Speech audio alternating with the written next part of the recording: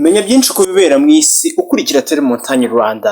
Biza ari nk'imirongo ni amaribori, abagore nibo bayigira cyane ariko n'abagabo ni uko nguko. Wigeze wibaza impamvu umugabo wamubonaho ibintu nk'ibi? Ni amaribori ibisa nk'imirongo byirema ku ruhu cyangwa se mu ruhu bitewe no gukweduka vuba vuba ku ruhu. Kenshi biza ku nda, ku mabere, amatako, mu mataye, amabuno. Ni amaribori. Ejo niwe umukunzi wanjye hano yambajije ati ndayanga, ni amaribori, muzambwire uko nayavana ku mubiri wanjye. Ntabwo tujya kure y'ibyo rero. Uramutse wanga amaribori, dore ibintu wakora ukayavana ku mubiri wawe ndetse ukaba wawurinda no kuzongera kugira ibintu nk'ibi ngibi ku mubiri wawe. Ni iki gitera ibi bintu? Reka nguhereze aya makuru ntucikanwe. Amaribori wahita nk'inkovu yirema igihe uruhu rwakwedurutse rukarenza urugero rwarwo babasha gukwetukaho. Ku bafite uruhu rubigaragaza neza, bizatangira bisa n'umutuku, bisa na shokora, nyuma byijime, ubundi nyuma na nyuma bigasa cyangwa se yagasa nahinduka mu ibara ribonerana ry'umweru. Sinzi niba amabara nyavuze neza, ariko icy'ingenzi ni uko ushaka kumenya ibintu bituma uzana amaribori, dore zimwe mu mpamvu wamenya. Harimo gukora k'umubiri vuba vuba, akenshi mu bugimbi n'ubwangavu, mu mabyiruka, gutwita. Abagore batwita kenshi mu gihembwe cya nyuma cy'inda, batwise nyine cyangwa se batwite, mu nda habo haraguka cyane vuba vuba, bikaba byatera ibi bintu. Kwiyongera kw'ibiro byawe, ubwo ni ukubyibuha cyangwa se gutakaza ibiro, nabyo kunanuka, nabwo bitera uruhu gukweduka, bikaba byatuma uzana amaribori. Dusangamo kandi gukoresha imiti iri mu cyiciro cy'amakortikosteroide ndetse no kuba abiwanyu bayagira cyangwa se bibari mu maraso, ubwoko bw'umuryango.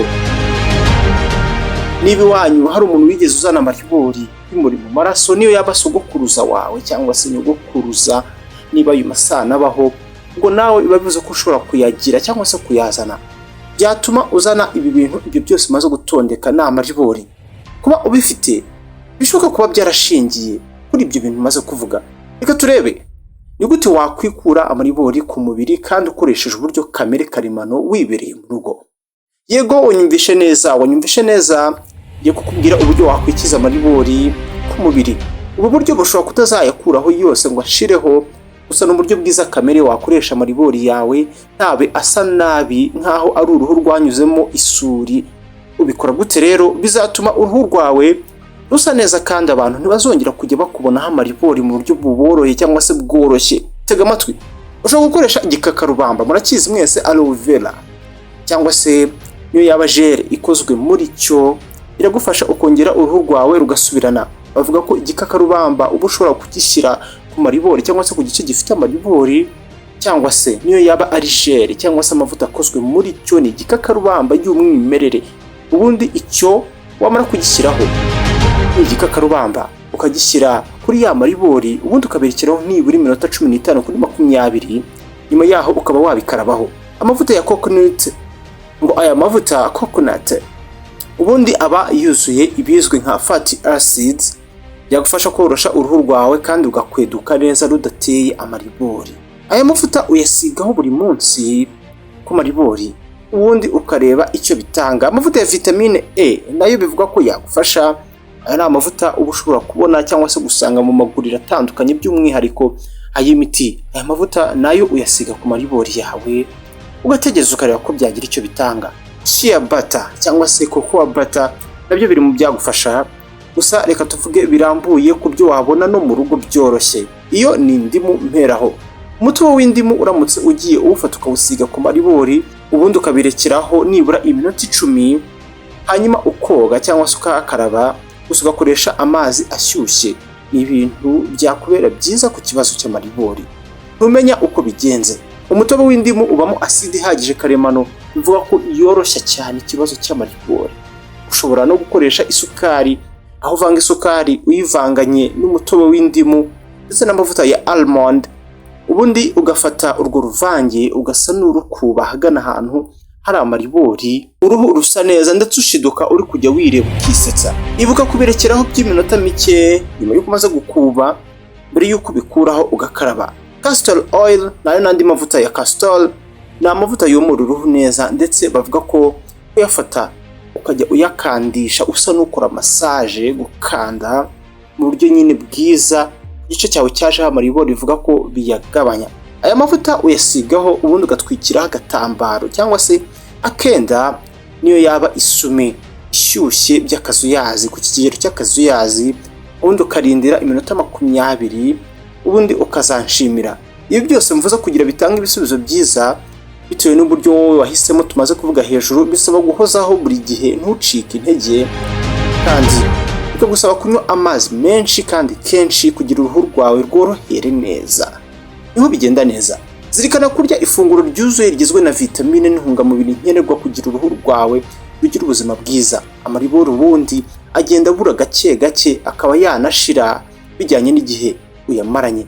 Gusa ntabwo twakwibagirwa bimwe mu bintu byagufasha gusa neza uko ubyifuza ku mubiri wawe udategereje igihe kirekire. Bimwe mu bikoreshwa bisiga umubiri cyangwa se babisiga ku mubiri akenshi bikozwe nk'umuti, gusa bikaba byifitemo ibinyabutabire nka retinoids, wagenda nyine ukabishaka, ndetse na hyaluronic acid.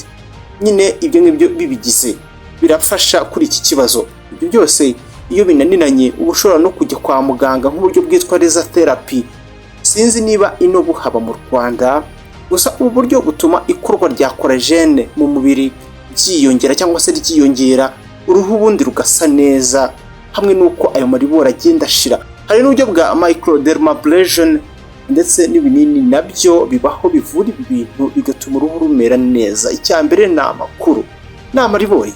Dore ko wabyirinda rero kugira umubiri wawe uburinde nanone kuzana amaribori cyangwa se kuzongera kuyazana uramutse uyashitse. Biragoye ariko wagerageza kandi bigatanga umusaruro. Cungana n'ibiro byawe, umubyibuho cyangwa se kunanuka, jya uguma hagati. Jya unywa amazi ahagije, uruhu rwawe ruzatera neza. Ibuka kujya usuzuma ko urya ibiribwa byifitemo vitamine A, C cyangwa se C na E, yewe n'imyunyungugu irimo zinc na silicone kugira uruhu rumere neza. Ikindi kandi jya wisiga amavuta arimo ibyitwa moisturizer. Iyi ngiyi izwiho gutuma uruhu rumera neza ntirupfe gukwiduka uko rubonye. Ngaho nguko rero, hano ni kuri Montagne Rwanda, niho ukurikira ibiganiro, inkuru zigezweho kandi n'amasomo y'ubuzima, kuko twizera ko biri mu bintu dukenera buri munsi kugira ngo tubeho tubayeho neza kandi tujyana n'ibihe. Menya byinshi rero kubera mu isi ukurikira Montagne Rwanda. Iyo umanutse munsi y'iyi video ubaye utarabikora, ukareba ahantu handitse ijambo subscribe aho hantu iyo hakanze, utangira kujya ubona ibiganiro byacu byose mu buryo bukoroheye, ubundi tukajya tubana mu bintu by'ubwenge nk'ibi. Utasinze ababure rero niyo gahunda. Nitwa Samuel Mugisha, Imana duhana umugisha. Ni mukora ako kantu ni subscribe.